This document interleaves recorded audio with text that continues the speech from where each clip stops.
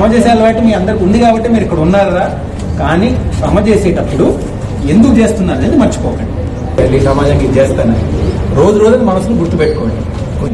ఇప్పుడు నువ్వు పరిగెత్తేటప్పుడు కింద పడితే ఏం చేయాలి? అలా చేసిన వాడికి ఇంకేమన్నా ఆపగలగదా? నేను ఎనీవన్ స్టాప్ యూ చెప్పండి. చుట్టూరు కొన్ని మంది వచ్చి నువ్వు అమ్మాయి నీతో అవ్వదు, నువ్వు సేఫ్ ఉద్యోగం తీసుకో, నువ్వు ఇక్కడ బ్యాంక్ ఉద్యోగం రాయి, నువ్వు ఇక్కడ చిన్న ఉద్యోగం తీసుకో, కిరాణా గుడ్డు పెట్టుకో, పెళ్లి చేసుకో, నీకు పెద్ద పదవులు ఎందుకు, నీతో ఎలా అవుతుంది, సిటీ వాళ్ళకే ఆ ఉద్యోగాలు, ఇంగ్లీష్ మాట్లాడడం రాదు నీకు, ఇవన్నీ మాట్లాడే వాళ్ళని మనం ఏం చెప్తాం? నీ జీవితం నువ్వు చూసుకోరా, నా జీవితం నేను చూసుకుంటామని చెప్తా కదా. చేస్తారు కదా. వెనుక పడతారా? ఎవరన్నా పాటిస్తారా?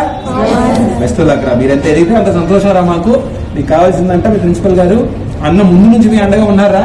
10 సార్లు అన్న చెప్పుంటాడు, సమయం లేక రాలేపోయా, రావాలి సార్ మీరు, రావాలి సార్ మీరు, రావాలి సార్ మీరు. కంప్యూటర్ పెట్టింది మీ అన్న, ప్రిన్సిపల్ గారితో మాట్లాడి ఇవన్నీ సౌకర్యాలు తెచ్చింది మీ అన్న.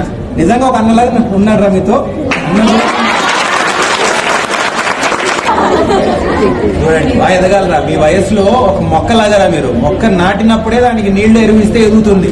వయసు గడిచిన తర్వాత అది సన్నగా చెట్టు అయిన తర్వాత ఎంత వేసినా ఎదగదండి. మీ వయసు అలాంటిది. ఇప్పుడే మీరు చూసుకోవాల్సింది కొంచెం ఎక్సర్సైజ్, కొంచెం ఫుడ్, అవి కూడా ఇంపార్టెంట్. చదువుతో సహా మేనేజ్ చేసుకోండి. ఇంకేం కావాలా మనకి ఇక్కడ? Any other requirement?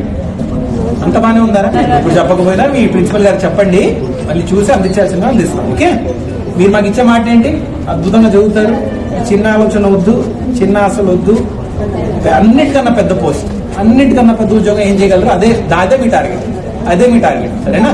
అందిన తర్వాత ఒక మాట ఇస్తున్నారు, వచ్చి ఒక 10 మందిని ఆదుకొని వెళ్తారని మాట ఇచ్చారు. గుర్తుపెట్టుకుంటారు కదరా? వస్తువులు అక్కడ అందరికీ సంతోషం. మళ్ళీ ఒకసారి కలుగుతాం. సరేనా?